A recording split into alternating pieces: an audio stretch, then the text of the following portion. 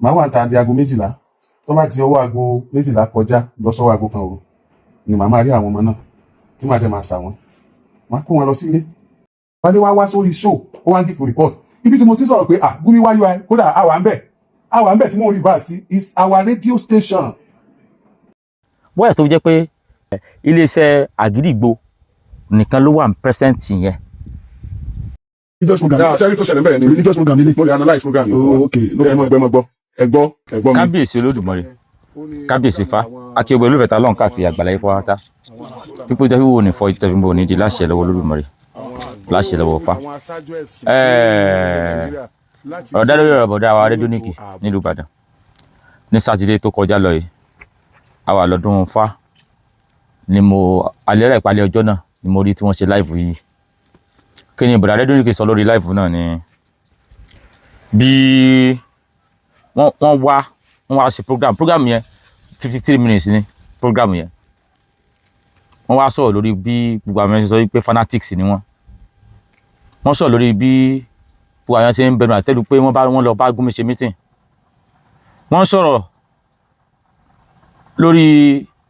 foundation wọn bí wọ́n ṣe ń sọ̀rọ̀ tí ń di bí mọ́ wọn lọ. wọ́n sọ̀rọ̀ ilẹ̀kùn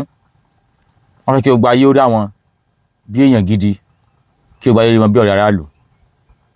wọ́n ní gbogbo àwọn tó ń sọ pé àwọn fanatics làwọn irọ́ náà pa má wọn. àwọn nífẹ̀ẹ́ Kristẹni nífẹ̀ẹ́ Mùsùlùmí kódà ẹlẹ́bọ làwọn nífẹ̀ẹ́ jù àwọn ìsọ̀rọ̀ ẹ̀sìn kankan. ṣùgbọ́n ṣé àmọ̀ pé gbogbo àwọn tá à ń gbọ́rọ̀ ẹlòmínú mọ̀ rò pé báyìí ní ṣe ń sọ̀rọ̀ yìí torí tẹ̀mọ̀ tẹ̀mọ̀ àti fẹ́ parọ́ ẹ̀yin wà sọ̀rọ̀ tó pọ̀ tẹ̀yìn bá ti parọ́ kan tẹ̀yìn bá parọ́ kan tẹ̀yìn já ẹni yóò tún parọ́ méjì tó bá járọ́ méjì yóò ní dìrọ́ mẹ́rin tó bá járọ́ mẹ́rin ẹni yóò ní dìrọ́ mẹ́jọ tó bá járọ́ mẹ́jọ ẹni yóò ní dìrọ́ 16 irú ò ṣe é borọ́. àwọn bọ̀dá Rédíóníkì kódà lọ́tẹ̀ yìí wọ́n tún wá sọ débi pé lẹ́yìn fídíò táwọn ṣe yìí ọlọ́pàá ló kù táwọn ọmọ fi gbé àwọn èèyàn káàkiri kí wọ́n wá sọ bí táwọn àti Gumi ti jọ jókòó kí wọ́n wá sọ ìpàdé táwọn àti Gumi ṣe. ẹ wo ọ̀rọ̀ dùndùn lẹ́nu bí ọlọ́rọ̀ ẹja gbọ́ díẹ̀ nọ́rọ̀ wọn torí èyí ò lè fèsì sí gbogbo ọ̀rọ̀ wọn ló lé sí o ìnira fàdé àti fèsì sí gbogbo ọ̀rọ̀ wọn torí wọ́n kàn mọ́ wíṣí táìmù àwọn èèyàn ni ibi táwọn làwọn èèyàn ti mọ̀ ẹja gbọ́ díẹ̀ nọ́rọ̀ wọn. tí àsìkò ọ̀rọ̀ bá tó ọ̀rọ̀ dàbí ẹ̀yìn tí ẹ̀yìn ò bá pọ́n dáadáa kò sí yọ kúrò lára ṣọ̀ṣọ̀ kò kí ń rọrùn láti yọ ọwọ́ máa gún ṣọ̀ṣọ̀ ọwọ́ máa ṣètì ṣùgbọ́n tí àsìkò bá tó pẹ̀lú rọrùn ìyá yọ kúrò lára ṣọ̀ṣọ̀ ó dàbí pé èmi ni àsìkò ọ̀rọ̀ tó. mo bẹ̀ gbogbo ẹ̀yin tí ẹ jẹ́ mùsùlùmí àwa tí a jẹ́ mùsùlùmí mọ́ gbogbo àwa tí a jẹ́ kìrìsìtẹ́nì mo sì bẹ̀ gbogbo àwa tí a jẹ́ oníṣẹ̀ṣe wípé bákan náà mo bẹ̀ gbogbo ẹ̀yin free thinker àwa táwa ti ẹ̀ nígbàgbọ́ nù kankan ẹ̀ ní bínú torí pé ọ̀rọ̀ tí mo fẹ́ sọ yìí yóò ta bá gbá yóò ta bá wò ọ̀ràn yẹn sì ní kí n sọ báyìí torí pé àkókò rẹ̀ ti tó lákòókò tí mo fẹ́ sọ yìí kò lè kan mí lẹ́yìn kò lè ta mí lẹ́nu bẹ́ẹ̀ ni kò lè bomi lẹ́nu mo sì fẹ́ kí a fi ara balẹ̀ dáadáa láti gbọ́ mi. wọ́n kọ́kọ́ kí gbogbo àwọn bàbá wa oníṣẹ̀ṣe àwọn tó ń ṣẹ̀ṣẹ̀ bí a ṣe bá àwọn oníṣẹ̀ṣe wọn kì í wà aggressive wọn kì í fa wàhálà àwọn babaláwo àwọn ọlọ́sàn àwọn ẹlẹ́rìndínlógún wọn kì í jàjà ẹ̀sìn àwọn àgbà àfáà náà tọrọ yé ní jàjà ẹ̀sìn àwọn kìrìsìtẹ́nì tó jẹ́ àgbà kìrìsìtẹ́nì ní jíjà ẹ̀sìn. ó dàbí pé àwọn onígbàlódé tó ń wọnú mẹ́tẹ̀ẹ̀ta àwọn ni wọ́n dá wà lálẹ́. ọ̀gá tí ìròjọ́ lẹ́yọ̀ kọ̀ọ̀kan bí ẹni pé ló sọ bíṣẹ̀ fún wa jẹ́mi mọ́rọ̀ tèmi kánmọ́ orí ẹ̀yin mùsùlùmí burú gan ọpọlọ yín jàn débi pé tí ẹ bá fẹ́ justify ìwà kan tẹ́ ẹ wù tí ò da ìbẹ̀rẹ̀ lẹ́tì wá mọ kú mẹ́rẹ̀ẹ́ta pọ̀ ó láwọn babaláwo torí wọ́n pé àwọn ẹlẹ́rìndínlógún àwọn ọlọ́sàn yìí wọn ò jíjẹ ẹ̀sìn àgbọ́ báwa náà sì bánu wọn ò jíjẹ ẹ̀sìn àjíjẹ ẹ̀sìn wọn náà ló yẹ kẹ́sìn wọn mẹ́rí lẹ́yìn kí o gbáyé mọ fojú bàjẹ́ wò ní ká jífàfà kí o gbáyé mọ orí bí ẹni kí wọ́n jẹ́ mọ́ òjá mọ́ kankan. ó láwọn mùsùlùmí náà tó jẹ́ àwọn àgbààfà wọn ò jíjẹ ẹ̀sìn kìrìsìtẹ́nì náà jíjẹ ẹ̀sìn ó ní àwa tìgbàlódé ó dẹ̀ ipa àwa là ń jíjẹ ẹ̀sìn nínú mùsùlùmí àti kìrìsìtẹ́nì àti oníṣẹ̀ṣe ó láwa tìgbàlódé là ń jíjẹ ẹ̀sìn. ó ní ọ̀rọ̀ gidi tó fẹ́ sọ lẹ́nu ó lọ́rọ̀ gidi mi mọ̀ díjìtà ikú muslim in tí wọ́n ń ṣe tẹ́ ẹ bá ti against ẹ̀ wọ́n àmọ́ justify ẹ̀ wọ́n wà kó mẹ́ẹ̀ẹ́ta pọ̀ látìgbà tí mùsùlùmí ti dé ìjà ẹ̀sìn kò sẹ́ni tó yóò lè sọ àfẹ́ tó bá jálábòsí bí burú bọ̀dá rédíò yìí nìkan ń sọ pé mùsùlùmí jíjẹ ẹ̀sìn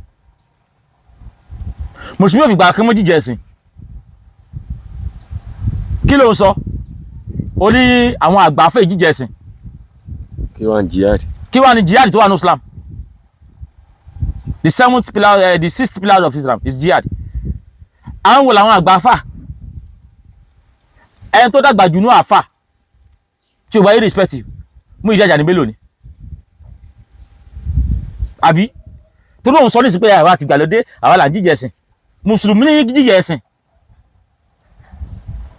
kírísítẹ́nì náà ó ní ọmọ sọ̀rọ̀ ẹ̀sìn bó táwọn máa sọ̀rọ̀ ẹ̀sìn fún ọ tó o bá ti gbọ́ àwọn lọ tí wọ́n ní àwọn ò ní mọ àwọn kírísítẹ́nì ò ní mẹ́sìn dandan fún ọ skóòpù ní dálé skóòpù ẹ̀ tá a ti pé kò jẹ́ kírísítẹ́nì kó wájú ẹ̀ nìyẹn àwọn náà lálàáfíà mùsùlùmí yìí ni wọ́n láwọn tìgbàlódé nínú ìṣẹ̀ṣe tìgbàlódé àwọn wo ni èsì tìgbàlódé nù ẹ̀yin mùsùlùmí kó dápẹ́ fún mi nọ́mbà wà yín tí ogbóyin respect ní Muyideen Bello tí ó ké tí a pò níjọ́ tí Muyideen Bello sọ pé ẹlẹ́ ọkọ́ fádànù ifá wèrè wo ifá táwọn àbá kan ò ṣe mọ́ ifá tí ò rí na ayẹyẹ kó fádànù ìjà kí bàbá Muyideen Bello ń jà àbí ṣe Muyideen Bello àfàgbọ̀lódé lápò náà wa Muyideen Bello ti ṣe lecture for the past 60-70 years ní Muyideen Bello ti ṣe lecture tí mo ti ẹ̀ ti bẹ̀rẹ̀ rárá táyé pé ìṣẹ̀ṣe ní nínú mọ́ ìṣẹ̀ṣe ló sẹ́ ìjẹ́ ẹ̀sìn ní yóò bù kírísítẹ́nì yóò bò ṣẹ̀ṣe ìjẹ́ ẹ̀sìn ní ṣé Muyideen Bello ṣe àfàgbọ̀lódé ni àbá àfáyín wo lẹ́ni tó tún dé jíjú níbi èrè lọ àgbàlagbà fámi lẹ́ni ilẹ̀ ìmọ́ ó yá tàtú lágbàfà ara àwọn àgbà fáyín ni mùdírù tìlú mọ́ríkàsì so mọ iye ọ̀rọ̀ tí àwọn ẹ̀mọ́ sọ ń parẹ́ ṣe kéèké sọ láwọn ẹlẹ́bọ wọn àmọ́ ṣe tí ó tẹ̀sí fídíò oríṣiríṣi parẹ́ ṣe mi lè ka fídíò tí mùdírù mọ́ríkàsì ṣe ní parẹ́ ṣe ok sáwọn àfá òní sáwà ọmọ òní tó ń sọ pé àdíjẹ̀sìn lẹ́nìyẹn sáwà táwọn jíjẹ̀sìn ní àbí ayé pé ara wa ní Muyideen Bello ara rẹ̀ dúró mọ̀ríkàsì tó dákọ̀ àgbàfà mi tẹ́ni kò sàgbàlagbà mọ́ àgbàfà yín ìkẹ́wà lọ́fà wọ́n ń pè ní Jamiu Bulala ara àwọn àgbàfà yín ni mú òjíjẹ̀sìn bàbá òun yóò díwájú ta ni gbogbo àwọn ọmọ skul tó bá jẹ́ kírísítẹ́nì tí ò múra bí mùsùlùmí bàbá wọn yóò kókò bọ̀kúbò wọn ni ẹ̀rọ òbèrè tán àbáyẹ Jamiu Bulala mo ìfẹ́ ọmọ kírísítẹ́nì sójú ta ni pé ọmọ kírísítẹ́nì kò múra bí Islam bàbá yẹn yóò àjókòó wájú ta students làwọn ọmọ yẹn wọ́n wá skul lọ́fà ni o bàbá wọn kókò bọ̀kúbò wọn ṣé ọmọ ìgbàlódé ni Jamiu Bulala gbogbo mùsùlùmí kò sí ètè jíjà ẹ̀sìn náà yín ìjẹ ẹ̀sìn la fi dá ẹ̀sìn yín inú ẹ̀sìn yín ni jihadi wà jihadi yẹn náà ló fà àwọn Boko Haram jihadi yẹn náà ṣe tó fi dé bandit sáré lórí Islam fún wa kí ọlọ́wẹ́ fi ròyìn ẹ̀ yàtọ̀ pé ẹ̀ jíjẹ ẹ̀sìn Akadip ọdún yìí ló pé 31 years Takadip tó ti mú jẹ́sìn lọ́kùnkúndùn Akadip ó ti mú jẹ́sìn ní priority ó kọ́lé ń bẹ̀ ó ra mọ́tò ń bẹ̀ ó kọ́ skul ń bẹ̀ ó kọ́ yunifásitì ń bẹ̀ ó jẹ́yàn ń bẹ̀ ọmọ ìgbàlódé ní Akadip náà àbí táàdẹ̀ mọ̀ pé kò sí tí lè fi búra ìwọ fún rẹ ó fún àwọn Akadip support kò sí Muslim group tí ó fún Akadip support Pàlàjágún wà wọ́n jọ fún wọn support time to time tẹ́ẹ̀bà fún wọn support ni ṣé Akadip tó bá yẹn kò lè tó bá yẹn náà kí ló ń fight kó bú Christianity kó bú ṣẹ̀ṣe kó bú in tó dẹ̀ ṣe nìyẹn kó condemn wọn. Then kí lẹ́yìn mùsùlùmí yòókù rí ṣe sí o ẹ̀rí bí ìjẹ̀sìn nígbà tó di pé àwọn oníṣẹ̀ṣe wá dìde wọ́n wá ń sọ̀rọ̀ ó ti wá díjẹ̀sìn báyìí ẹ̀yà sọ pé àwọn oníṣẹ̀ṣe wo ìjíjẹ ẹ̀sìn àwọn àgbàlagbà oníṣẹ̀ṣe àwọn àgàgà mùsùlùmí wo ìjíjẹ ẹ̀sìn àwọn kìsìtẹ̀ ìjíjẹ ẹ̀sìn dákẹ́ ẹ̀yin àtàgbàlagbà àti àtọmọlékeré mùsùlùmí ní jíjẹ ẹ̀sìn. mo sọ pé ẹjọ́ rẹ ti pọ̀ jù ṣùgbọ́n fún ọ lé sí díẹ̀ tí mo lè fún ọ níbi tọ́lọ́ bá rìn mí náà lágbára lọ́wọ́ dé torí o kàn sọ̀rọ̀ bí ẹni pọ̀ lọ sí lẹ́tà fáwọn yòókù ni. ní nǹkan bí oṣù díẹ̀ sẹ́yìn mo sọ̀rọ̀ kan lórí ayélujára tí mo sọ bẹ́ẹ̀ pé kí àwọn tí wọ́n bá láwọn rí mi pẹ̀lú Gumi kí wọ́n tọ́jú evidence wọn. By now mo ti expect láti rí evidence wọn but mi ò tí rí evidence. Àwọn kan wà tó yẹ pé máìdí wọn ti wà zero tí mo ṣe ń sọ̀rọ̀ yìí wọ́n lè máa sọ pé èyí go explain tire ẹ̀yin kọ́ ni mo explain fún. I'm trying to set the record straight. That is why I'm here to narrate my encounter with Gumi. Mo ní ọdún 2015 ó di ọdún 11 lọ́dún yìí tí mo ti ná owó mi láti fi tọ́jú àwọn ọmọ aláìní tí mo gbé mọ́tò jáde màá máa lọ sí abẹ́ bíríjì Ìwó road màá lọ sínú ọjà Bódìjà màá lọ sínú ọjà Gbági màá lọ sáré sí lọ́yẹ́ màá lọ sí Alágolo màá lọ sábẹ́ bíríjì Mọ́kọ́lá àti bẹ́ẹ̀ bẹ́ẹ̀ lọ màá máa sa àwọn ọmọ tí ò sún lékiri mo máa ń bọ́ síta ní aago 10 alẹ́ màá wà níta di aago 12 tó bá di ọwọ́ aago 12 kọjá lọ sọ́wọ́ aago 1 òru ni màá máa rí àwọn ọmọ náà tí màá dẹ̀ máa sà wọ́n màá kó wọn lọ sílé màá lọ máa tọ́jú wọn inú ilé tí mò ń gbé pẹ̀lú èmi àti ìyàwó mi ni mo kọ́ máa kó wọn lọ àtàwọn ọmọ mi mo dá àwọn ọmọ yìí pọ̀ mọ́ àwọn ọmọ mi tèmi gangan bí. ṣé ẹ máa ń gbọ́ nísìnyí ọ̀rọ̀ yẹn ń dùn láì mọ̀ pọ̀lú àkúrí ni ẹ máa gbọ́ ṣé mo bá àwọn pípọ̀ yìí bóyá máa implicate ara wọn rèé ó jókòó comfortably ó wá ń sọ̀rọ̀ ọ̀rọ̀ gọ́tà lẹ́nu ńgbà ìwà yìí bá sùn tán ìwọ wà jáde láago 10 ó wà níta dago 1 ó mọ̀ sàwọn ọmọ tí wọn ò sún lé kiri ṣé ń gbọ́ o onítàn bá wá sáwọn tán òun àkó wọn lọ sílé òun àdàpọ̀ pọ̀ máwọn ọmọ òun ọ̀gá ta ń gbéṣẹ́ fún ọ ta ló gbéṣẹ́ yẹn fún ẹ apapọ̀lọ rẹ pé nígbà tó sàwọn ọmọ yìí ṣebí ìjọba provide motherless babies home why tó sàwọn ọmọ yẹn kó kó lọ motherless babies home torí ẹlòmíì bí ṣe jókòó comfortably ti sọ̀rọ̀ yìí wọ́n ẹlòmíì pé bàbá ìyá ọ̀rẹ́ aráàlú sí ni o èèyàn gidi sí ni o why tó sàwọn ọmọ yẹn kó kó lọ motherless babies home gbogbo nǹkan níjọba ti létò fún ta ló gbéṣẹ́ fún ẹ jẹ́wọ́ sóní nǹkan míì tó ń fáwọn ọmọ yìí ṣe ni ìbáwa báwo ṣe ronú la ṣe ronú yẹn o wọ́n náà wò nígbà tí gbogbo èèyàn ti sùn aago 1 aago 2 aago 11 ìwọ wá jáde ó wá sàwọn ọmọ kiri níbo níjọba ìlú yìí gan wà tí wọn ò mú ẹ kí wọn challenge ẹ pé why kí ló ń fún ibo ló ń kọ́ mi lọ nínú mọ́tò lóru láì sọ ọmọ ẹ ṣé kí ni yẹn kò dàbí kidnapping ṣá àbí mi nìkan mọ́ rò bẹ́ẹ̀ pé olólùfẹ́ wa ẹlẹ́mi lọ́yẹ̀ o ṣé ó dàbí kidnapping torí àwọn ọmọ yẹn ò initially mo ò ní ìdí ẹ̀pọ̀ ẹ̀ ọ̀rọ̀ yìí ṣé kò mọ jọ bí kidnapping ṣé kò ní bánú kí ló dé tí mo ní bánú ni pé ó ti sígbà tí gbogbo èèyàn ti sùn láago 1 ìwọ náà dákọ aago 1 aago 2 ni wọ́n wá sáwọn èèyàn kiri níbo làwọn ọlọ́pàá wà tí wọn ò challenge tí wọ́n gbọ́dọ̀ ó di responsible pé wáyé tó ń sáyàn kiri lóru for what kí ló fẹ́ gé ń bẹ́ẹ̀ ṣé wò mọ̀ pé gbogbo wa kọ́ tá wà nílùú yìí ọmọ ìjọba ní gbogbo wa ni ó wá bọ́ síta wá lọ gbé ọmọ ìjọba lóru lọ síbo ta ló fẹ́ certificate níbo ló ti gbọ́ certificate pé ó lẹ́tọ̀ọ́ àti bọ́ sí gbòòrò lóru kó o sì mọ káwọn ọmọ tó wà lẹ́gbẹ̀ẹ́ títì. láì rán motherless babies home. láì rán motherless babies home ó wá nílẹ̀ ẹ̀ ló ń kó wọn lọ láìpọ̀rọ̀ motherless babies home ó wá nílẹ̀ ẹ̀ ló ń kó wọn lọ ta ló fún ẹ níṣẹ́ there is something to eat. mo wá mi ti wá jáde lọ́sàn-án gan mi jáde nírọ̀lẹ́ mo wá jáde lóru aago 1 mo wá sa àwọn ọmọ kiri àdẹ̀rí ìjọba tó lè interview ẹ̀ kún ó béèrè pé tá a gbéṣẹ́ fún ẹ kó wọn sa àwọn ọmọ kiri nígbà tó ń sá wọn wáyé tó gbé wọn padà sílé wọn ok ká sọ pé ilé wọn ò rọrùn ni wọ́n ṣe dé ta àbí wáyé tó kó wọn lọ sí motherless babies home àbí kí wọ́n fúnra ẹ kó àbí àpò ọ̀nà sì fẹ́ dá motherless babies home wulẹ̀ dálẹ̀ tó kọ́ ilé yẹn lọ́tọ̀ tí ó sì lọ gbàṣẹ́ lọ́wọ́ ìjọba. tó sì lọ gbàṣẹ́ lọ́wọ́ ìjọba kí wọ́n àti pé òǹkó wọn bọ̀ lé rẹ tó bọ́ pọlọ mú ó dàbí wọ́n lẹ́yìn ẹ̀rọ ògbòdì ẹ̀ lọ́jà òbúra mọ́ àmọ́ yógún pogún kọ́gàn pọ̀gàn káládìí ó ti ta àwọn ọmọ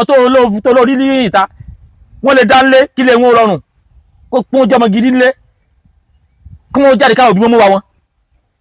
tó bá sì mọ̀ pé òun ní àwọn ọmọ tí ó tọ̀ kó lọ adopt wọn ní motherless babies. ojú orí yóò ní dàrú wa dáná sí that is some fact mo ní ok tí má ní ìdààmú tó fẹ́ tọ́ normal ti ní pé kí n approach motherless baby home ẹjọ́ mo ní ìdààmú ọmọkùnrin o wọ́n dẹ̀ dọ́kúmẹ́ntì ẹ̀ wọ́n ní dọ́kúmẹ́ntì fún wọ́n tọwọ́ bọ̀wé ó máa dọ́kúmẹ́ntì pé ìjọba ẹ̀ báyìí o ọ̀rọ̀ ẹni báyìí wá gbọ́n bẹ́ẹ̀ báyìí o tẹ́ni ti máa ṣe ọmọ yẹn ìwọ náà wọ́n tẹ̀kẹ̀ lọ́sọ́ sí pé ṣé bó sọ pé ó lè tọ́jú ẹ̀ ló sì wá gbé wọn not that pé o kàn bọ́ sí gbòòrò lóru o sì dá àwọn ọmọ o sì ń ewọ́n kidnapping nìyẹn. àwọn olóhùn rẹ́kọ̀dù iye ọmọ tí ó tó kó. ó ní yọ̀mọ̀ ní dàrú àwọn ọmọ tó kó àwọn olóhùn rẹ́kọ̀dù ẹ̀ ibi ló sí lọ ń dọkumẹ́ntì pé àyè ohun báyìí ni mo kó ẹni tó witness ẹ̀ pé nígbà tí mo kó wọn ni dọkumẹ́ntì wo lẹ́ sign pẹ̀lú ìjọba pé táyì àti di ẹ̀yìn ọdún mẹ́wàá o ayé wọn ti tún ṣe o ń fi wọn lẹ̀ padà o document wo ló sign we are saying trash in gbèbò kéyìn ọmọ yọ kó jẹ́ pé yín fáàrí yín yọ ìsọkúsọ ló ń sọ torí gbogbo tó sọ yín ní ti báyìí ṣé ó tún mo sọ lẹ́ẹ̀kan bí níbẹ̀ fídíò nìyẹn pé tó bá ti parọ́ kan tó bá ti fẹ́ dìvẹ́ndì irọ́ yẹn wàá lọ parọ́ márùn-ún wá tẹ́mi bá ti já irọ́ márùn-ún yẹn sìn gbogbo rọ̀ yìí sí báyìí tó tí mo yẹ ń jà yìí ó tún wá lọ wá irọ́ mi tó pọ̀ láti mọ fi dìvẹ́ndì irọ́ bọ̀bọ̀ ní tó ṣe yàtọ̀ sí kidnapping ọwọ́ ìjọba ló ti gbàṣẹ kí ni ó lè fún aláṣọ láti pé òkè ìjọ tó olóòkọ ọmọ méjì kí la fẹ́ fi mọ̀ pé bóyá o kójú méjì lọ gan báwọn ṣe máa béèrè lọ́wọ́ èèyàn níyẹn pé àbò kójú méjì lọ ni tó lọ fà àwọn kan ṣe nǹkan kan táyé pé bóyá àwọn ilé mọ̀ rò pé àbò fún àwọn ọmọ kan ṣe nǹkan kan táyé pé wọ́n á lo àwọn ọmọ kan ìwà tọ́jú àwọn yẹn káwọn ilé bá mọ̀ rò pé ó kún tọ́jú wọn ni ẹ wo báwọn yẹn ṣe lè rú mẹ́yẹ lé pérò nù. So the point tí mo fẹ́ mú jáde láyé ni pé tó o bá nídìí àwọn ọmọ tó o fẹ́ tọ́ ọmọ bá wú ọ̀ tọ́ go to motherless babies home ẹ fún mi lọ́mọ méjì o ọmọ mẹ́wàá ni mo fẹ́ o ẹ dọ́kúmẹ́ǹtì ẹ kọ́ ọ lẹ̀. ìjọba ò lè trace ẹ rẹ́kọ̀dù ò lè wà fún pé iye ọmọ báyìí wà lọ́wọ́ ẹ tí nǹkan bá ṣẹlẹ̀ kò fi ní dọ̀nà sí wọ gan lọ́rùn. ó gbọ́ ọmọ lọ́dún títì ó gbé padà lé ó gbé lọ motherless babies home ó wá jẹ́ pé òun ṣiṣẹ́ sí aráàlú iṣẹ́ tààrán ni tóun ti yà níjọ rìn ìmọ̀ bá yà ní gbogbo tó ń sọ yìí bí èmi nìkan mo ṣe ronú torí èwo lóore tí ó lọ̀pọ̀ ẹnu irú oore wo nìyẹn oore tá a lè àkáǹtì ọmọ tó kó tá a lè àkáǹtì bí kanku ni o bí ó yè ni o ibi tó ti àfọ́nì sí ni pé òun wà lọ kó wọn bá àwọn ọmọ tó ń bí àwọn ọmọ gẹ́sì sáyẹn tó ń bí tán tọ́nu pálọ̀ ó wà lọ bá àwọn ọmọ títí ń yọ pọ́kẹ́ẹ̀tì àwọn ọmọ títí ń yọ wọnú báàgì àwọn pásíńjà ti bá lọ àwọn tó ti kọ̀rọ̀pìtì ó wà lọ kó wọn bá àwọn ọmọ tí ó ti kọ̀rọ̀pìtì ó wà tọ́ ogun papọ̀ irú jẹ́ ń gbọ́wájú èmi sọ̀rọ̀ from experience mo dẹ̀ ń tọ́jú wọn. mo rántí ọjọ́ kan tí mo ní ṣíṣeéṣe mo ń ṣe ìrántí màmá tó bí mi mo ń ṣàdúrà fún wọn. alájà Akeugba Gold wọ́n wá sílé ọ̀dọ̀ mi wọ́n wá ṣàdúrà wọ́n wá rí àwọn ọmọ tó pọ̀ tí wọ́n tú jáde nínú ilé mi wọ́n ní kí ló ṣẹlẹ̀ ìwọ ẹ ti rí àwọn ọmọ yìí mo ní àwọn ọmọ tí mo ń ṣàkiri lábẹ́ bíríìjì ni wọ́n ní wáò àwọn tó ń ṣerú tẹ̀ ṣe yìí wọ́n lè da àwọn ọmọ yẹn pọ̀ mọ́mọ́ tí wọ́n mo ní àwọn ọmọ mi àtàwọn ọmọ yẹn wọ́n jọ ń jẹun bìkan náà ni ṣé àwọn fún mo sọ pé 2015 ni mo bẹ̀rẹ̀ ìgbà tó ti 2017 ìkan nínú àwọn ọmọ ikú torí ẹ̀ ni wọ́n ọ̀rọ̀ ọmọ yẹn ni wọ́n yí mọ́ mi lọ́wọ́ gbà yẹn tí mo fi lọ sẹ́wọ̀n alákọ̀ọ́kọ́ tí mo lọ nítorí àwọn ọmọ yẹn. ẹ gbọ́ nígbà tó 2017 òun bẹ́ẹ̀ kí ló kọ ẹ̀ ṣé NGO lápè ní àbí kí ló kọ ẹ̀ tí ètò dálẹ̀ náà organisation kámọ jọmọ gbé lóru ó lóun bẹ̀rẹ̀ 2015 2017 ó wá ń gbé òkú ọmọ lọ ó wá gbùkú ọmọ lọ ìjọba wa rí mọ́ òkú ọmọ lẹ́yìn mọ́tò ẹ̀ wọ́n wá sọ pé òun ló pakú fẹ́ lọ lónìí ó jogate sí ìsọ̀rọ̀ méjì tìrò ni nígbà tó yẹ pé ọmọ tó lọ mú tó mọ lè yẹ tó mú lọ lè yẹ ara rẹ̀ tó mú lọ lè yàbá rẹ̀ kó lọ tọrọ ẹ̀fù ọ̀fíṣíálì lọ́wọ́ wọn tí ìjọba ò mọ̀ sí ó wá sún ònù dí èmi èrò lóròyìn fún ó wá sọ pé wọ́n parọ́ mọ́ ọ pé ìwọ ló pa kí ló fẹ́ fi wẹ̀ mọ́ pé kèsì ìwọ ló pa ó yẹ kí ìjọba lọ sínú ilé ẹni kó wọ́n ká àwọn èkú náà jáde kó wọ́n mọ ìtàbí àwọn ọmọ yẹn pé bó ló ti jẹ́ kó gbọ́ táwọn ọmọ yẹn ò sọ ta ló gbéṣẹ́ fún ẹ kí ló fẹ́ fi wẹ̀ mọ́ pé wípé kèsì ìwọ ló pa kí ló fẹ́ fi wẹ̀ mọ́ wípé kèsì bó ti mọ́ lù àwọn ọmọ kéékèèké nìyẹn kí ló fẹ́ fi wẹ̀ mọ́ kí ló fẹ́ fi wẹ̀ mọ́ wọ́n ló dé tó lẹ̀ tí wọ́n ti ọmọ bí 100 pa nígbà tó tán tí àwọn ọmọ pa àwọn ẹ̀rọ pé kò sẹ́mọ́ sẹ́bẹ́ ṣẹlẹ̀ bẹ́ẹ̀ ṣe bí wọ́n rúkọ ọmọ nu mọ́tò rẹ̀ náà kí ló fẹ́ fi wẹ̀ mọ́ bọ̀tọ̀ pé ó jẹ́ nìkan táwọn aláàlú nífẹ̀ẹ́ àwọn alágídí gbóyin àwọn ẹgbẹ́ tí máa kì í tó tún ní fúlẹ̀sì lára ìjọba tó wà lórí ìjókòó òun náà ìwọ tún ní fúlẹ̀sì ńbẹ̀ ó wá ń jọlá gbogbo kìíní yẹn ó mọ̀ pé rọ́bìṣì ló ń ṣe rọ́bìṣì ló ń ṣe tó wà lẹ́yìn sọ fún ẹ rọ́bìṣì ló ń ṣe wọ́n á ní wọ́n parọ́ ọmọ ẹ̀ wọ́n kò kọ́ ọmọ ẹnu mọ́tò tí wọ́n bá ní ọ̀nà tó gbà kó ayé àwọn ọmọ yẹn tó bá ìlọ́nà tó tọ́ táyé pé motherless baby ló ti lọ gbà àwọn ọmọ yẹn tí nǹkan bá ṣe wàá padà lọ síbẹ̀ nǹkan báyìí báyìí ṣẹlẹ̀ rìpọ́ọ̀tù owó dọ́kúmẹ̀ntì wà pé ó sick báyìí agbèrè hospital báyìí ṣẹ́rù pé ìjọba tó wọ́n mú yẹn tó tíyàn sẹ́wọ̀n ṣẹ́rù pé ó ní wọ́n dàrú ni ó ní wọn ò dàrú náà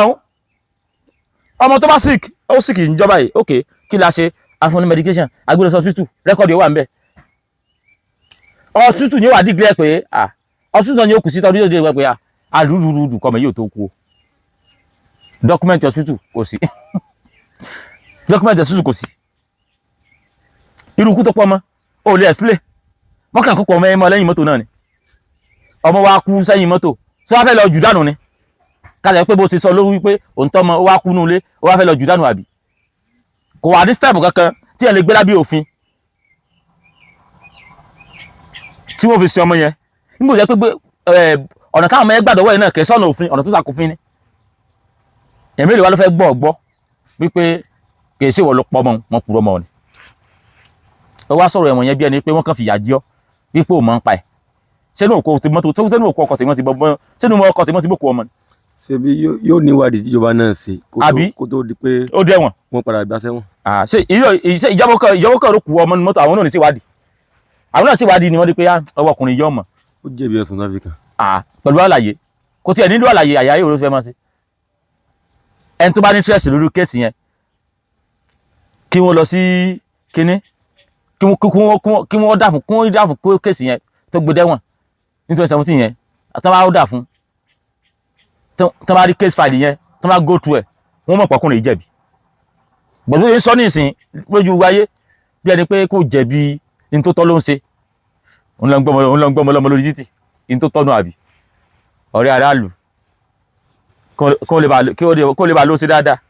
dáàdì wa ó ń rédíò ẹ kú iṣẹ́ olúwa gbogbo àti tó ń sọ yìí òun náà rí kàmù kọ́ o káwọn ti rẹ pé torí owó tó wà lọ́wọ́ rẹ̀ nífi ṣe àìmọ̀kó náà lówó dáadáa gbogbo àti tó ń sọ òun náà rí kàmù kọ́ o ẹ̀ tẹ́ pọ́ ọmọ tiẹ̀ gan-an kò tí ì rògbò skul san ìwà ló ń kọ́ ọmọ ọlọ́mọ ìwà ń kọ́ ọmọ mẹ́wàá yín kó 15 ẹ wo kí sí gbogbo ọ̀lẹ́ yóò mọ̀ sọ lórí afẹ́fẹ́ jáde ká kó lórí ẹ̀ tọ́rọ̀ bá débi ọ̀rọ̀ gidi yóò sọ̀rọ̀. àwọn tó wá ń kí mi lọ́gbà ẹ̀wọ̀n tán bá fún mi lówó màá wá tún mú owó tí wọ́n fún mi màá wá fi ránṣẹ́ sílé kán máa bá mi fi tọ́jú àwọn ọmọ yẹn. Nínú àwọn ọmọ tí mò ń tọ́jú táàrí òbí wọn, ìkan nínú ìyá wọn sì lọ sí ẹ̀gbẹ́ ilé tí mo ti ń tọ́jú wọn, ó sì ní kọ́ ọmọ rẹ̀ ju ẹrù síta látòrí fẹ́ǹsì, ó sì mú ọmọ rẹ̀ lọ wípé bí mo bá lè kú síbi tí mo wà kí n kú síbẹ̀. ṣe gbọ́ ó nínú àwọn tọmọ táwọn ń tọ́jú nígbà tó ń wálẹ̀ wọn ó nìkan lára àwọn ìyá wọn ó wá ọmọ wa jọ ẹrù sórí fẹ́ǹsì nígbà ọmọ ẹ ju ẹrù ẹ̀ gbórí fẹ́ǹsì ìyá ẹ̀ wá mú lọ pé bórí ẹ̀ tóun bá lè kú síbẹ̀ kó wò kú síbẹ̀. tẹ́nu ní tó fi mọ̀ pé bígbà tó àìjáka àwọn ẹ̀mọ́ àwọn ìyá wa lọ́wọ́ ni inú àwọn ìyá wọn ò dùn sí sẹ́nu ìyá lè dùn sí báwọn ọmọ sì wà lọ́dọ̀ rẹ̀ kó a di pé wọ́n wá jọ ẹrù gbórí fẹ́ǹsì nọ́màtì ní pé kí wọ́n wọlé wá kó rè mọ́mọ́ wọn náà so definitely inú àwọn ìyá wọn ò dùn sí bó bá ọmọ ẹ̀ sì wà lọ́dọ̀ ẹ̀ oníwọ́n náà sọ mọ́rọ̀ yìí ó sọ pé inú àwọn ìyá àwọn ọmọ ọ̀kọ̀ọ̀kọ̀ àwọn ìyá àwọn ọmọ inú wọn ò dùn sí.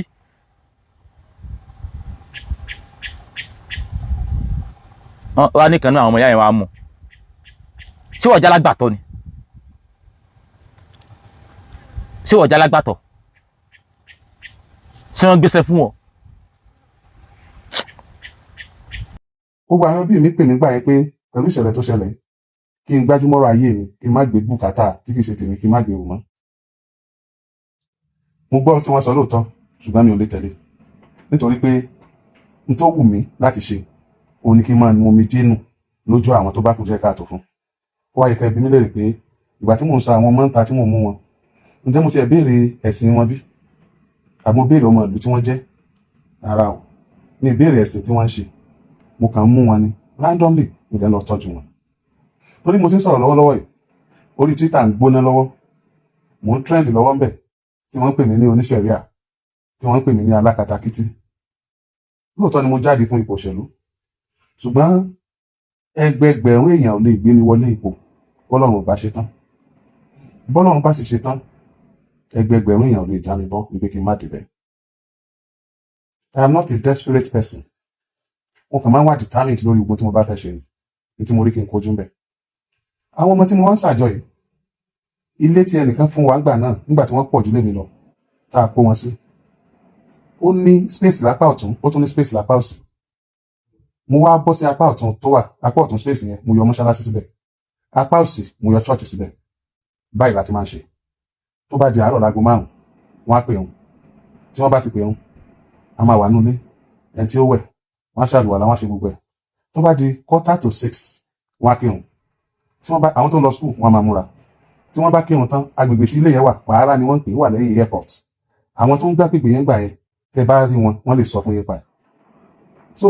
àwọn muslim wọ́n á kírun tó bá ti ń di aago 6 gẹ́gẹ́ gbogbo àdúrà tí wọ́n bá ṣe gbogbo ohun tó bá gbogbo tó bá ṣe wọ́n láti padà wọlé wọ́n lọ take up wọ́n máa ṣiṣẹ́ ilé àwọn christian wọ́n bẹ̀rẹ̀ morning devotion wọ́n máa ṣe bá ṣe ń ṣe nìyí. àlàyé ó sọ trash ó sọ òkúsọ pẹ̀lú confidence ó sọ pẹ̀lú gboyà ok ká gbà pé ó dọ́wọ́ lọ́wọ́ ara rẹ̀ ó dáṣẹ́ lò ó bọ́ gbòòrò ó ń ká wọn ọmọ nígbà tó ń kó wọn ó wá kó wọn délé ẹ máa gbọ́rọ̀ o gbà tó kó wọn délé báwo pé muslim wà nù wọn christian wà nù wọn jẹ́ nǹkan mosque gbàmọ́ kọ́ mosque vertical church tá a mọ̀ mọ́ṣáláṣí o ta ni pásítọ̀ tó fa ṣọ́ọ̀ṣì yìí lọ Sádíbóyè ní àbúrò àbòyè dépò máa ń gbọ́rọ̀ ọ̀rọ̀ rúrùn ṣé purpose pé kí wọ́n lè wà mọ́ kínú okó àmọ́ lọ ṣọ́ọ̀ṣì lọ kó wọn ni olóòkè ṣe fanatics ó lè káwọn ọmọdé òun tí wọ́n bọ́ ṣọ́ọ̀ṣì òun tí wọ́n bọ́ mọ́ṣáláṣí ó lè ṣe fanatics irọ́ ni ó lè mọ́ ní ṣọ́ọ̀ṣì yẹ kẹ́ o. rìdíìmù ló kọ́ ni àbí catholic. catholic ni àbí sí àná. ṣẹlẹ̀ láwọn ọmọ ni àbí deeper life. ó sọ pé nígbà tó kó wọn délé inú ilé mọ́ṣáláṣí wà ń bẹ̀ ó sì wọ́n mọ́ kírun wọ́n sọ pé ẹ kọ́ ṣọ́ọ̀ṣì. ó kọ́ ṣàdé kọ́sítọ́ yìí láì níjọ kankan. ẹ bẹ̀rẹ̀ ikú láyé láti kọ́ ọ̀rọ̀ yẹn tí ẹ yé mi. then ṣe fanatics why introducing religion to this matter why religion. olùfẹ́ kọ́ wọn ọ̀fẹ́ lọ́mọ tọ́jú wọn bóyá àwọn lè ní ẹ̀tọ́ sí good education wọ́n lẹ́tọ̀ọ́ sí good education òun kọ́ wọn òun tọ́jú wọn. why religion kí ni religion wá dà nìyẹn kí ni ṣọ́ọ̀ṣì kọ́ mọ́ṣáláṣí wá dà nìyẹn ọmọ tẹ́sìn bá wù sínú wọn ṣé ibi tó ń sùn yóò rà gbé ẹni kò tẹ̀ nídìí ẹni gan ibi tó ń sùn náà lórí ìsàlùwọ̀lá yóò sì rà kírun bẹ́ẹ̀. Why religion into this matter? Mo muslim mo sọ̀rọ̀ bí olórí kúkú ń bà mí orí kan náà tó jáde tó ní ẹ bá wọlé adìẹ o ìjọba ìpínlẹ̀ Ọ̀yọ́ Dàpọ̀ Abíọ́dún ẹ bá wọlé adìẹ o ìpínlẹ̀ Ògùn ìjọba ìpínlẹ̀ Ògùn Dàpọ̀ Abíọ́dún ẹ jákun ẹ bá wọlé adìẹ torí òórùn lé adìẹ kò jáwò ráyè kírun. Ara òbí tí wòde tó ti sọ pé ẹ dákun ẹ bá wọlé adìẹ gan igbó kún bẹ́ẹ̀ lọ́dọ̀ tiẹ̀ gan ni wọ́n ní charity begins at home ìwọ tó fẹ́ complain kínú kọ́mpánì kejì pé òun ò níìtì ibi tí ọ̀gá ní sọ̀rọ̀ igbó kún bẹ́ẹ̀ ò níìtì. Ẹ mọ bí muslim ṣe máa ronú òun kọ́ mọ́sálásí ta ló bí ọmọ mọ́sálásí kọ́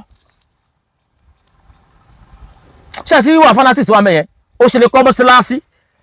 sọ fún mi ó ṣe lè kọ́ mọ́sálásí sẹ́sì ló mú wọn wá sí ni ṣé ó mú wá sórí ilé ni àbó mú wá ọmọ Ọlọ́run èyí tó bá fẹ́ sẹ́sì nínú wọn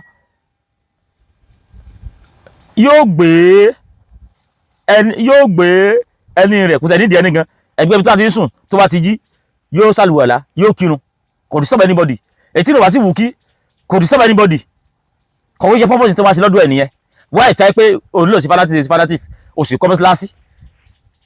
ẹ wá ní ẹ̀ mo kọ́ ṣọ́ọ̀ṣì náà tá a lọ lórí ṣọ́ọ̀ṣì rẹ Adébóyè ayé bàbá abíára òun lórí ṣọ́ọ̀ṣì ìsọkúsọ ọkùnrin ti pọ̀ jù jẹ́ ń bọ́ síwájú kó rí pọ́rọ̀ rẹ̀ ó mọ̀ bí mi nú. àwọn ọmọ kan wá bá mi nínú àwọn ọmọ ẹ̀tàn jẹ́ Christian nítorí pé wọ́n mọ̀ pé Muslim ni mí wọ́n rò pé táwọn bá sọ fún mi pé àwọn di Christian àwọn di Muslim àwọn arójú rẹ̀ mi màá tún máa ṣe dáadáa sáwọn yàtọ̀ gbogbo àwọn ọmọ ẹ̀ tó jẹ́ Christian wọ́n ní daddy we want to be praying like you let us be going to mosque I said no wọ́n ní daddy àwọn náà fẹ́ di Muslim mo ní no kò sáàyè ẹ̀ lè di Muslim mo mú yín níta gẹ́gẹ́ bí Christian mi ìdẹ̀ mú yín nítorí ẹ̀sìn nígbà tí ẹ bá dàgbà tí ẹ bá di 18 ẹ lọ sí ẹ̀sìn tó wù yín ṣùgbọ́n bẹ́ẹ̀ ṣe wà lákàtà mi ẹ̀sìn tí kálukú bá ṣe dọ́dọ̀ mi. ẹranko ni ẹsẹ̀ ó ní òun mú yín níta tó ikú rẹ̀ tọ́jú yín ni mi ò dẹ̀ mú yín nítorí ẹ̀sìn gbọ́dọ̀ sọ pé mi ò dẹ̀ mú yín nítorí ẹ̀sìn ó mú nítorí ẹ̀sìn ó sì kọ́ mọ́sálásí fún wọn ó lè kọ́ mọ́sálásí fún wọn. kí ni ẹ mo wá mú yín gẹ́gẹ́ bí kíní ni táì di 18 táì lọ mẹ́sì mi ò dẹ̀ mú yín nítorí ẹ̀sìn ó dẹ̀ mú wọn nítorí ẹ̀sìn ó dẹ̀ pé ọdún mọ́ra ẹdún mẹ́rin ó dà wọn ní mọ́sálásí torí kí wọ́n lọ sí mú wọn torí kúrò bàmọ́ náà wọ́n sẹ́. inú gbọ́dọ̀ máa ṣe ẹ̀yin èèyàn mi lé Oríyọmí oníṣẹ̀ríà Oríyọmí alákatakítí Oríyọmí ọ̀rẹ́ gúnmí Oríyọmí ọ̀tá kìrìsìtẹ́nì ṣé tó bá jẹ́ wípé mo jẹ́ ọ̀tá kìrìsìtẹ́nì ta ni ó bí mi tí mo bá sọ gbogbo àwọn ẹ̀dì mùsùlùmí ohun yẹn sì wà ń bẹ̀ o àti padà kọ́lé fún wọn tí mo bá sọ gbogbo àwọn ẹ̀dì mùsùlùmí lénìí ta ló fẹ́ bí mi ẹ bá mi ká lọ bí mo ṣe ń rí àwọn ọmọ yẹn nìyẹn mo ti ní 7 tẹ́lẹ̀ mo ti ní 12 nínú àwọn ọmọ yẹn báyìí tó ti wà ní yunifásitì èyí tó ń ṣe nursing wà ń bẹ̀ èyí tó ń ṣe aeronautical engineering ó wà ń bẹ̀ agric extension ó wà ń bẹ̀ political science ó wà ń bẹ̀ mass communication ó wà ń bẹ̀ èyí tó ń ṣe law ó wà ń bẹ̀ these are the children I pick from the street èyí tó ń ṣe cyber security ó wà ń bẹ̀ these are the children I pick from the street without asking what is your religion. ṣé ń gbọ́ èyí tó di dókítà ó wà ń bẹ̀ tó di nọ́ọ̀sì ó wà ń bẹ̀ èyí tó di adájọ́ tó ti wà ní Supreme Court l'Abuja ó wà ń bẹ̀ èyí tó wà ní kíní kan ó wà ń bẹ̀ èyí tó ti di barista ó wà ń bẹ̀ èyí tó ti wà mọ́ṣúárì nǹkan tó ń bọ̀ pẹ̀lẹ́ ìmọ́tò níbo lòun wà ó wà lájúlé ọ̀run àwọn ìta ti padà nǹkan níbo làwọn wà.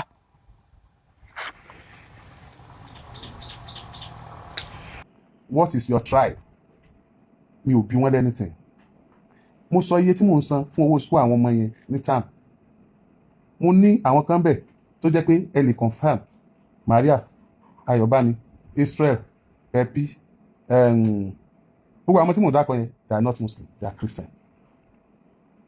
Ẹ wá béèrè ní gbogbo Ọ̀yọ́ state lónìí. Any orphanage home tẹ́ ẹ bá rí tó jẹ́ pé Christian lónìí tó jẹ́ pé àwọn ọmọ mùsùlùmí tó wà níbẹ̀ máa ń kírun ẹ mú wá kí n gbọ́. You can never see an orphanage home owned by Christian kó jẹ́ pé ọmọ tó wà níbẹ̀ ó ń kírun ó ń lọ mọ́ṣáláṣí ó ń gbààwẹ̀ Ramadan ó ṣe ogun tó yẹ kí mùsùlùmí ṣe. No, you can never see it. tí ò ń gbọ́ ó ní kò sí orphanage home tẹ́yìn tí wọ́n lọ tí ó ní kò sí orphanage home tẹ́ máa rí tẹ́ pé ọmọ bẹ̀ ó ń kírun ó ń lọ church ó dẹ̀ tún gbààwẹ̀ Ramadan nígbà pé kò ń ṣe torí ẹ̀sìn ìdán orphanage home múlẹ̀ irú organization tó fẹ́ tó dálẹ̀ yẹn kò ní sí pẹ̀lẹ́ sí rárá ìwọ lórí ìrì ò pé lò mẹ́sìn mọ́ wọ́n fẹ́ mọ tọ́jú àwọn ọmọ wọ́n fẹ́ fún wọn ní good education good health good everything why religion. àti pé tí ẹ̀gbọ́n kì í ṣe orphanage home torí kò sẹ́ni ẹ̀kan tó fún láwọn àṣẹ àjùmọ̀ kó àwọn ọmọ. àbí tí ẹ̀gẹ́ tí wọ́n ṣe orphanage home torí kò sẹ́ni ẹ̀kan tó fún láṣẹ àti mọ ọgbọ́n káwọn ọmọ so ó náà fẹ́ ṣe bí orphanage home ni táwọn ṣe bí orphanage home ó gbọ́dọ̀ lo standard orphanage home ó ní kò sọ orphanage home tó kọ́ ṣọ́ọ̀ṣì tó kọ́ mọ́sálásí tí ní káwọn ọmọ gbàwẹ̀ ṣé wọ́n fẹ́ pa àwọn ọlọ́mọ dànù ni sáwọn làwọn ọmọ yẹn lọ́gba ni àbí àbọ̀ ọpọlọ lè jẹ́ ni àwọn orphanage home àwọn ọmọ 13 20 àwọn ọmọ 4 5 ẹrù wo ni wọ́n mọ gbàwẹ̀ ṣé o gbé lẹ́rù pópó níbẹ̀ mùsùlùmí yìí ni àwọn ọmọ 4 years 7 years 8 years 10 years 11 years 12 years 30 years àwọn tó wà lọ́fà nẹ́jọ́ wọn ò ju àlìyé tó bá dàgbà jù bóyá 17 15 16 ni làwọn tó wà bẹ́ẹ̀ náà àwọn tó dàgbà jù nìyẹn àwọn ọmọ 10 5 2 4 6 àwọn sáwọn ọmọ tí ó mọ gbàwẹ̀ nìyẹn sáwọn ọmọ tí wọ́n kọ́nu nìyẹn wọ́n tẹ́ mùsùlùmí tẹ́ yamu mẹ́kọ̀ọ́ báyìí ná pẹ̀lú sáfà nẹ́jọ́ tẹ́ máa dé tí ó ní mọ́sálásí tí ó ní ṣọ́ọ̀ṣì tí ó ní jákàlá tí ó ní yálà káwọn ọmọ gbàwẹ̀ ṣé purpose tàbí káwọn ọmọ ènìyàn ni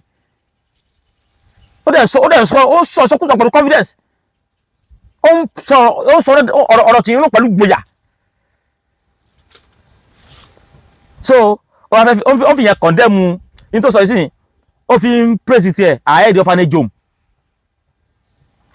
ṣe normal thing ìwọ́n tó ń sharp normal ó wá fi tiẹ̀ condemn àwọn tó ṣe normal thing tẹ́lẹ̀ orphanage home ọmọ tẹ́lẹ̀ yìí tó gbọ́dọ̀ jù bẹ́ẹ̀ ní 15 years now wọ́n àwọn ọmọ tó wá ti dàgbà ń bẹ̀ tẹ́lẹ̀ kékeré àwọn náà ti fi wọ́n ti bí iṣẹ́ tí wọ́n máa ṣe wọ́n ti fi mí sí wọ́n ti fi mí sí school ìmọ̀ tí wọ́n bí iṣẹ́ tó wá ti pé wọ́n ti jáde wọ́n ti 18 àwọn náà ti ń program fún àwọn nǹkan báyẹn but àwọn tó pọ̀ jùlọ bá ní jòm àwọn ọmọ kéékèèké ni sí yẹn ni wọ́n ní kó lọ mọ́ kírun yẹn kó mọ́ gbààwẹ̀ wáyé táyì muslim ìrònú náà wọ́n kọ́ ẹ̀ pé ìwọ sọ síwájú ọ̀rọ̀ rẹ ti fẹ́ mọ bíbí inú. tó bá dìgbà Christmas máa celebrate Christmas fún wọn tó bá dìgbà Easter máa celebrate Easter fún wọn tó bá dìgbà àwẹ̀ máa celebrate Ramadan fún wọn tó bá dìgbà iléyá máa celebrate iléyá fún wọn. ta ló pè ọ́ celebration wèrè tádìgbà Christmas yìí celebrate Christmas tádìgbà dákẹ́ ìdìdìrín ẹnu táàmọ́ nígbà ọ̀yá ṣé nígbà tí ó sì Christmas tí ó sì léyá ṣé wọn ò jẹ́ ẹ̀mẹ́ta lójúmọ́ ni tí ó wá ṣe Christmas wọ́n jẹ́ oúnjẹ lọ ni àwọn fanadom kò sí Christmas wà wọ́n ò jẹun ó sì fẹ́ràn jẹ́ ó sì á di pé ó celebrate ǹjẹ́ wọ́n jí tí wọ́n celebrate à ń sọ̀rọ̀ gbèsè ayé rọrùn notùbọ̀ tó mú social life pé ká mọ́ celebrate kí lè kọ́ àkọlù celebrate ṣe purpose tẹ́mi káwọn ọmọ sọmájú ní ìjì òmùnìyàn ni ń celebrate ilé ayé fún wọn àwọn nǹkan tí ò kì í advantage tó mú bí advantage. Tell me all this. Kò yẹ celebrate ọdún eégún fún wọn àbí tó bá yẹ sọ̀rọ̀ ní kí sáyà mùsùlùmí ó yẹ celebrate ọdún eégún fún wọn ṣe bí Ìbàdàn ló wà eégún sí lè wá ń bàdàn. àbí ìgbà tó kọ́ mọ́sálásí tó kọ́ chọ́ọ̀jì kò sí kọ́lé ifá fún. nígbà kọ́lé mọ́sálásí tó kọ́ chọ́ọ̀jì kò sí kọ́lé ifá àbí kọ́lé Ògún ó ṣe celebrate ọdún ifá fún wọn. táyé kútó tọ́ ó ṣe fanatics ó yẹ kó mú tí ìṣẹ̀ṣẹ̀ náà mọ́ kó lẹ́yìn wọlé ṣẹ̀ṣẹ̀ inú wọn o àbí ìṣàlẹ̀ lè padà sí ẹ̀rọ kan ń celebrate ọdún léyà fún wọn àwọn dèdè ní ẹgbẹ́ rẹ̀ náà wọ́n ti mọ jẹ bẹ́ẹ̀ sikẹ́tì múlẹ̀ bí èèyàn gidi. bọ́lá ẹ̀kan sí ẹ jẹ́ kí n bẹ̀ yín mo bẹ̀ yín torí Ọlọ́run gbogbo ẹ̀yin olólùfẹ́ Oríyọmí Hamzat ní Nàìjíríà àti lókè òkun mo bẹ̀ yín ẹ jọ̀ọ́ nǹkan kan wà tẹ́ ẹ̀ nígbà lọ́wọ́ mi o ẹ jọ̀ọ́ àwọn tí wọ́n rèsì báwọn rí mi pẹ̀lú Gumi ìní gbọ́ o tẹ́ ẹ bá bẹ̀ mí lórí yẹn mi ìní gbà o ẹ jọ̀ọ́ ẹ jẹ́ ká mú evidence wọn jáde tásìkò bá tó ẹ má sọ pé mo fọlọ́pàá gbé èèyàn lórí yẹn pé ọ̀pọ̀lọpọ̀ ebú ni wọ́n ti bú mi ọ̀pọ̀lọpọ̀ ọ̀rọ̀ ni wọ́n sọ mi ní act on that ọ̀rọ̀ Gumi I will act on it. tọ́ bá ti bẹ̀ ọ́ tọ́ bá ti gbọ́ ọmọ àlè ni ọ́ ó sẹ́ mọ́ sẹ́jọ́ ṣé bó ní ọdún tí ó ní ọjọ́ tó fi ti aládùnmọ́ ìyàgàn kú bíi 7 days kọ́ ló tó fi ti ọmọdé ìyàgàn kú ìwúlẹ̀ sí ìyàn rí náà ẹni bí ni ọ́ ẹ̀ ń bá ti bẹ̀ ọ́ ọmọ àlè ni ẹ̀ ń bá ti bẹ̀ tó bá ti wá bẹ̀ ọ́ tó bá ti gbà ọmọ àlè ni ẹ̀wọ̀n tó lóun sọ olórí ẹlẹ́jọ́. sọ ti mọ̀ pé òun ní wọlé ni àwọn fi wá ráyè ẹjọ́ tó tó. àbí kò yé mi ó ní títà ìbá ti tó káwọn èèyàn mọ́ bí òun torí wá bí òun ò ní gbà bẹ́ẹ̀ ni ó dẹ̀ ti mọ̀ kó òní wọlé sọ́ọ́ ti mọ̀ kó òní wọlé ó ti mọ̀ kó òní wọlé kó tóun bá ti wá wọlé òun àbẹ̀rẹ̀ kéèsì pẹ̀lú àwọn èèyàn ṣe kéèsì tó wá fẹ́ ṣe tán ni mo ṣe kéèsì ó lọ gbá àwọn àkànbí ọlọ́ba Germany ó gba ms bàbá àwọn olóòtú ẹ̀fẹ̀ gbé gan-an àwọn tó sì sọ̀rọ̀ yìí náà ó ní táwọn náà rí àbí ṣe tí ò bá rí pín pàṣẹ nǹkan ṣé wọ́n fi nǹkan yẹn lọ ṣá tó wà mọ̀gúnmírí tó sọ pé ò mọ̀gúnmírí bọ́wọ́ rẹ̀ ń pàṣẹ wọ́n sì láwọn kankan tí wọ́n rí táwọn náà fi sọ bẹ́ẹ̀ ó ti ń gbọ́ síwájú jọ. a parí lọ́jọ́ yẹn mò ń lọ òun ló bá mọ́tò mi pé òun fẹ́ wá rí mi mo ní kó wá rí mi lọ́fíìsì ọjọ́ tó dọ́dọ̀ mi ó lóun fẹ́ tọ́jú báìbù sísàlẹ̀ kóun tó gòkè wá bá mi lọ́fíìsì èmi kan wá ní kóun mú un lọ́wọ́ ẹni tó ń lọ bá òrì bẹ́yẹn ó ti fi báìbù sí di machine ẹ̀ small bible tó ń Gideon wọ́n á fún wa nígbà tá a wà ní secondary school báìbù Gideon yẹn ó padà lọ sàlẹ̀ ó lọ mú ìgbà tó dọ́dọ̀ mi ó fẹ́ máa bá mi sọ̀rọ̀ pé kí n jọ kí n gba òun mo rí báìbù lọ́wọ́ ẹ̀ wọ́n ní wow you are Christian ó ní yes I'm even a pastor mo ní má sọ kankan mọ́ mo ti gbà ẹ́ wọlé he was wondering pé why tí mo sáré gba wọlé bẹ́ẹ̀ mo ní because you are a pastor I needed a pastor beside me ó wà lọ́dọ̀ mi ti sin o. ṣé ẹ̀gbọ́n tó sọ ó ní ẹnìkan ó wá bọ̀ níbi iṣẹ́ ok ẹni akọ́kọ́ tọ́jú báìbù wà pàlọ́ ń báìbù kí ló mẹ́ni yẹn tọ́jú báìbù ó ti mọ̀ pé ẹni tó fẹ́ lọ báyìí fanatics muslim ni. meanwhile kò mọ̀ pé station ti ẹyẹn ó tún nídìí kó o ní pastor tí o máa ń ṣe Christian program ó ṣèyẹn fún business ti ẹni organization ẹ̀ ló ṣèyẹn fún ok kí wá kí ló mẹ́ni yẹn tọ́jú báìbù initially ó ti wò pé ẹni yìí fanatic muslim ni kò lè nífẹ̀ẹ́ nídìí Christian ó sì wọ́n bọ̀ kò mọ̀ pé ó nídìí Christian sí media ẹ̀ torí pé media organization àwọn Christian program kan náà gbúdọ̀ wà tí ó mọ̀ ṣẹlẹ̀ ńbẹ̀ àwọn Christian line kan náà wà tí ó mọ̀ ṣẹlẹ̀ kí business ẹ̀ lè ba balance ló ṣe fi ṣe yẹn mọ̀ mú ara advantage mọ̀ mú wa síbi àwáwí mọ̀ mú yẹlá àwáwí kò sí media organization tí ó sì Christian section tí ó sì Muslim section bó ṣe wà nìyẹn. Pastor Bíbọ́dá Gideon kọ fẹ́kì ọ̀nà. lọ́dún yìí mo fẹ́ràn yẹn lọ Mẹ́kà torí pé owó ẹ tí màá lọ Jerusalem ò pé mo stop àwọn tí mo fẹ́ràn lọ Mẹ́kà pé ọdún tí mo bá rówó ní Jerusalem náà màá mú ní Mẹ́kà. èyí náà gbọ́ ṣé mo gbọ́rọ̀ tó sọ ọ̀rẹ́ wọn lọ Mẹ́kà ọ̀rẹ́ wọn lọ Jerusalem ewu làbúrò ọmọ lọ Mẹ́kà lọ Jerusalem ó ṣe kó fún wọn ta ló gbéṣẹ́ eléyìí fún ẹ ìfọ̀n bọ́bá yìí kan ó kà mú lọlẹ̀ ó yá mo dákọ̀ pásítọ̀ méjì péré tá a lè lọ confirm lọ́wọ́ ẹ̀ pé tòótọ́ o Oríyọmí náà lọ Jerusalem máa yìí mi ò mọ báwo bí yẹn ṣe rí báyìí ó ní kí ni mo rí kò sí Christian tó mú Jerusalem compulsory gẹ́gẹ́ bí àyè Muslim ṣe mú yìí Christian ló mú Jerusalem compulsory Christian lọ sí Jerusalem gẹ́gẹ́ bí tourist Christian tó bá lówó tó kẹ́wò pé kó lọ sọ́lùdé ló mọ́ lọ sí Jerusalem kò sí gbà tó lọ Jerusalem tó lọ kò sínú òpó ẹ̀sìn wọn. kò sínú òpó ẹ̀sìn wọn ẹni tàbí lè lọ Jerusalem kò kí ṣe mosque fún wọn wọ́n yẹ tí wọ́n wá sọ di mosque fún wọn pé kí wọ́n ti lọ Muslim ní Mọ́kà nínú kí sẹ́lẹ̀ Jerusalem ṣé àwọn tó ń gbọ́wọ́ ògùn ṣé wọ́n ṣe wíwà ń gbádùn mi ṣá ṣé ò gbọ́ ọ̀rọ̀ yìí tọkùnrin sọ ni ẹ mọ̀ gbọ́n tẹ́lẹ̀ ìwì ó ti wà lópọ̀ ẹ̀sìn mùsùlùmí pé kí wọ́n lọ Mọ́kà yes ṣé wà lópọ̀ ẹ̀sìn Christian pé kí wọ́n lọ Jerusalem wọ́n yẹ compulsory Jerusalem for Christian so ẹ máa mọ gbọ́n tó yí ó ní Christian yẹn ó lòun fẹ́ ràn ó ní so àwọn Muslim tó wà fẹ́ ràn òun wá rí pé owó tó wà lọ́wọ́ òun ò tó láti rán Christian òun àwùlẹ̀ rán Muslim náà mọ̀ gbọ́rọ̀ yẹn Christian tí ó Christian ò ní wọ̀rí tó ń bẹ̀bẹ̀ Jerusalem rí Christian kò gbàdúrà rí kó a fi Jerusalem síbẹ̀ pé Ọlọ́run jẹ́ lọ sí Jerusalem ẹ̀yin lẹ́mọ́ gbàdúrà lẹ́mọ́ fi Mẹ́kà síbẹ̀ nígbà yìí kò ti wà ní òpó ẹ̀sìn sí ẹ̀yin lẹ́mọ́ gbàdúrà lẹ́mọ́ wá kọ́lẹ̀ lẹ́mọ́ gbàdúrà pé kọ́lọ́kọ́lọ́ lè jẹ jìyà dìfàlà nígbà yìí kò wà ní òpó ẹ̀sìn yín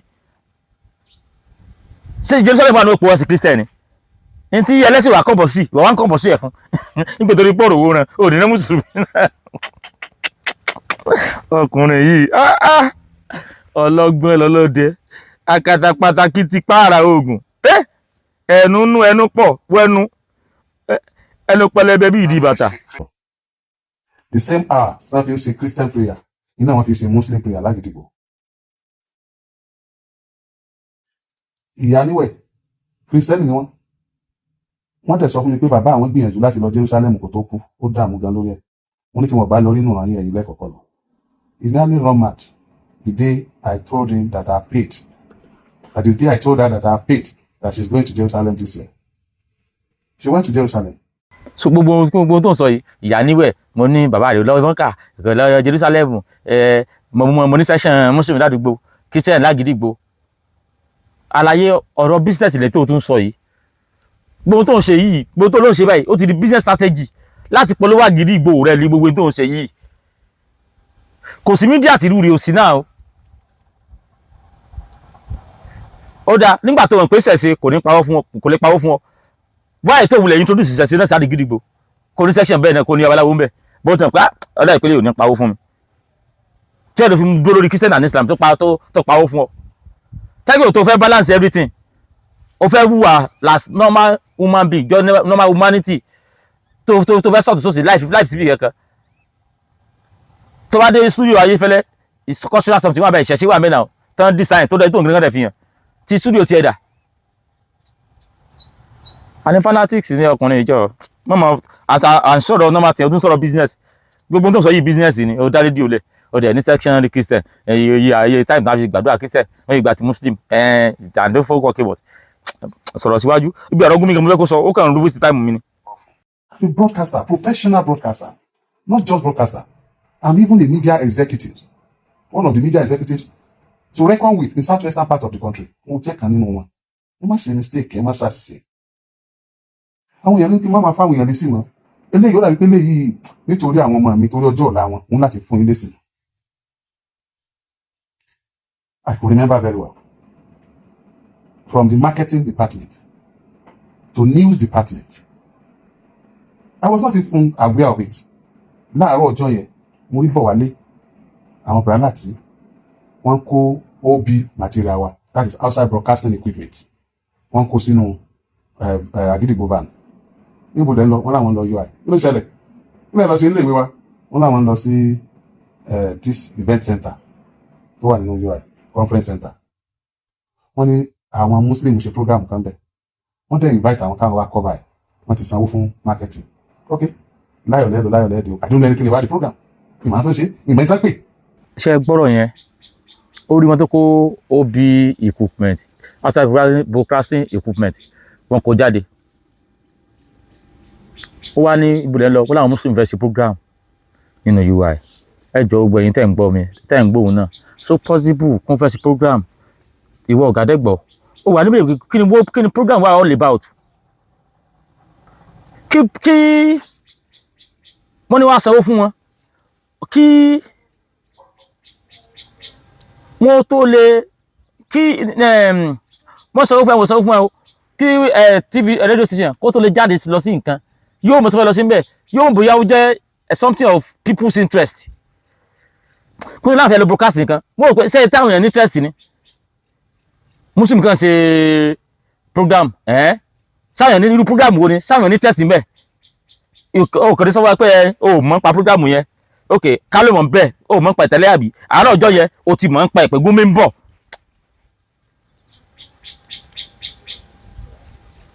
àwọn Muslim fẹ́ program irú program wo ni ò ní béèrè kò pọ̀jù kò bá béèrè náà ṣé wá sí ni àbí ló sàn program tó fẹ́ sí ó ní what the program is all about ok àṣẹ gẹ́gẹ́ bí ọ̀gá ó kẹ̀ pé àbúrò délé bá sí rù ibo ló ń lọ ó kẹ̀ pé kálá àwọn mẹ́rin ibo lẹ́ ń lọ a fẹ́ dénú UI ni wọ́n fẹ́ ṣe àwọn Muslim fẹ́ program kan bẹ́ẹ̀ ọ̀gá wà níbẹ̀ irú program wo nìyẹn náà àpètè àbẹ̀rẹ̀ pé program tá láwọn ò mọ̀ ìwọ kò kí orin ọgẹ́ ẹ̀ sì lẹ́ẹ̀mọ́ program tẹ́wẹ́ lọ sí ṣe ìwà òkè ṣá ẹgbọ́ o ẹjú sọ tán kí wá sẹ̀ finalize ọ̀rọ̀ mi. Mo dẹ̀ jókòó mo dẹ̀ sì tèmi lọ mo kó ibiṣẹ́ mo tún lọ bọ̀ mí. Wọ́n ìgbà tó di àárọ̀ ọjọ́ kejì mo wá fún ṣókàn wa no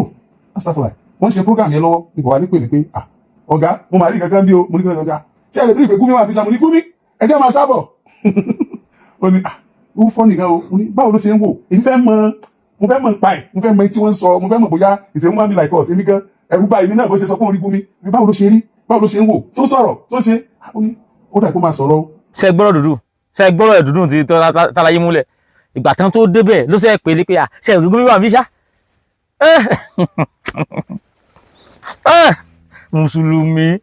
mùsùlùmọ́ pẹ̀lẹ́tẹ̀ gbogbo tẹ̀kíyà rófò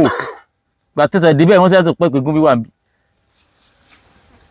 nínú àwọn VIP tó wà mí àwọn olówó pé ó ní àwọn muslim ní what are they saying ó ní ọ̀gá jẹ́ndé àríra mọ́ lọ́jọ́ yẹn ìgbà tó dára ọjọ́ kejì èmi wà lórí set fún Sókànwá ẹni mò ń ṣe lọ́wọ́ wọ́n wá ní pé ẹ̀yin ìyẹn wa kò sínú pépà gan mo rí má sọ̀rọ̀ kan pé àmọ́ tó ń ṣẹlẹ̀ o Gúnmi wá sí University of Ibadan lánàá o wọ́n ṣe bẹ́ẹ̀tì kan bẹ́ẹ̀ o pépà lọ́la ní Gúnmi wá ṣé Gúnmi ọ̀yẹ́ kó wá ni ṣé Gúnmi jẹ́ kinní ni ṣé Gúnmi ṣe kinní kan ni ó ní Gúnmi wá bẹ̀ mú dà nígbà ilé Gúnmi padà Saudi Arabia tíjọba òbí léèrè ó lágbára jùjọba lọ ní mo ní ọlọ́pàá gan tún ṣe Gúnmi wá bẹ̀ Gúnmi ní ọdílé ọlọ́pàá ti ń sọ kí ni Gúnmi wá ṣe UI èmi ni mo rí sẹ èmi ni mo ń question is coming down there jáde mo wá ní ká bá mi pe ọmọ tó lọ wá wọ́n wá lọ pe Bọ̀wálé wá sórí show ó wá ń give report ibi tí mo ti sọ̀rọ̀ pé Gúnmi wá UI kódà àwa ń bẹ̀ tí mo rí bá sí is our radio station. Ibi tí mò ń lọ nìyẹn kò tiẹ̀ ibi tí mò ń lọ mọdé yẹn ó ti dàbá yẹn ó sọ pé òun dẹ̀ tún mẹ́sẹ̀ pé àwọn wà ń bẹ̀ ó ní àwa ń bẹ̀ tó ń sọ yẹn pé rédíò station ló wá rí fáà sí sẹ́yìn pé ọ̀tọ̀ọ̀tọ̀ lọ́rọ̀ àwọn ikọ̀ wa wà ń bẹ̀ ṣùgbọ́n a wà ń bẹ̀ yẹn ọ̀rọ̀ dídí ọ̀rọ̀ ni àti pé rédíò station wà ń bẹ̀ bíyàwó òsìgbọ́ Yorùbá àti pé wà ń bẹ̀ ẹ wà ń bẹ̀ náà nìyẹn torí ó wà wí ẹ̀ ó kàn sọ̀rọ̀ dúdú láti fojú àwọn ẹ̀mọ́ wa àti pé rédíò station wà ń bẹ̀ àti pé wà ń bẹ̀ ẹ wà ń bẹ̀ náà nìyẹn torí ó wà wí ẹ̀ ìwọ náà sọ pé kí wọ́n tọrọ láàárọ̀ ó béèrè ó ní wọ́n kàn fẹ́ lọ sí program kan bí ẹni pé ò mọ̀ ń pa ẹ̀ ok ní tó mọ̀ fi wá bẹ́ẹ̀ ti bí àwọn èèyàn ni program tí wọ́n ṣe yẹn wọ́n mọ̀ àwọn Oríyọmí mọ̀ nípa program yẹn wọ́n sì mọ̀ pé Gúnmi ń bọ̀ ok why tí ẹ̀ pé ó ní àṣírí kan tó wà láàrin Gúnmi Rédíóníkì àtàwọn mufti oníbẹ̀lẹ̀ ní gbogbo yẹn tí àìpó ní wọ́n ti wà ní gúùpù kan bọ́yà tó jẹ́ pé irú prógrámù yẹn broadcast iléeṣẹ́ Àgídìgbo nìkan ló wà ní present yẹn bọ́yà tó jẹ́ pé iléeṣẹ́ Àgídìgbo nìkan ló wà ní present yẹn kò sí iléeṣẹ́ rédíò mi ń bẹ. kò sí òfin sí iléeṣẹ́ rédíò mi ń bẹ so definitely wọ́n fẹ́ kọ́ pé kí n tó wà mẹ́rin ó jẹ́ secret kódà ó ní ìyàwó ó lé mẹ́rin débi pé ó lé ìkíní yẹn débi pé wọ́n ya fọ́tò èyí tí wọ́n sọ yìí fọ́tò tí wọ́n sọ tán pé Oríyọmí wà ń bẹ yìí inú fídíò táwọn kan yìí fóònù rìkọ́ọ̀dù ni wọ́n ti attract fọ́tò yẹn jáde nínú fídíò náà ti yọ wọ́n ṣe kíní yẹn ní in a closed door wọ́n fẹ́ kẹ́ni yẹn kó mọ̀ wọ́n kàn wá pé Oríyọmí wọ́n pe orílẹ̀-èdè pro ọ̀dọ́ wọn ipe fọ pé káwọn kan ṣe fi dọkumẹ́ntì ẹ̀ torí mo rí pé ara àwọn ni ipe àṣírí àwọn ó sì bò lára muslim fellow àwọn náà sì pé iléeṣẹ́ Oríyọmí síbẹ̀ dí òní Oríyọmí èèyàn dáadáa ni ọ́ èèyàn gidi ni ọ́ the live broadcast intanṣe ń bẹ̀ ṣe ẹ̀ broadcast ẹ̀ live now gbogbo bí meeting yẹn ṣe lọ ẹ̀ broadcast fáwọn èèyàn náà ká gbọ́n tí wọ́n ṣe ń bẹ̀ ẹ̀ tẹ̀ ẹ̀dí tiẹ̀ ni o ẹ̀ gẹ̀bi tí wọ́n sọ̀rọ̀ tí ò dàrú ni o ẹ̀já gbọ́n tán sọ ń bẹ̀ live from them live from Gúnmi live from gbogbo àwọn tó wà ń bẹ̀ not that ẹ lọ ẹ̀yìn ìgbà tẹ́ ẹ lọ kílẹ̀ broadcast ní tẹ́ kọ́fà mẹ́dà ẹ̀rù náà lẹ́kàn fi sọ pé a wà ń bẹ̀ ẹ wà ń bẹ̀ what the meeting is all about nobody tó lè fún wa ní information ṣe rí ó ń bọ̀ àwọn ládẹ́ẹ̀dẹ̀ àwọn sì sọ ti wa fún àwọn táwọn náà bá lè ronú ṣùgbọ́n àwa ń sọ ní ìsìn ẹja mẹ́rin tá a súnmọ́ ẹja mẹ́rin tá a rí sá ẹja mẹ́rin tá a sọ́ra fún láti lójú Olódùmarè tó fi wò ní fojú rẹ̀ ń gbò nídìí mo kí ọ ẹ̀ làbọ́rú ẹ̀ làbọ̀yẹ̀ pọ̀ ṣiṣẹ́.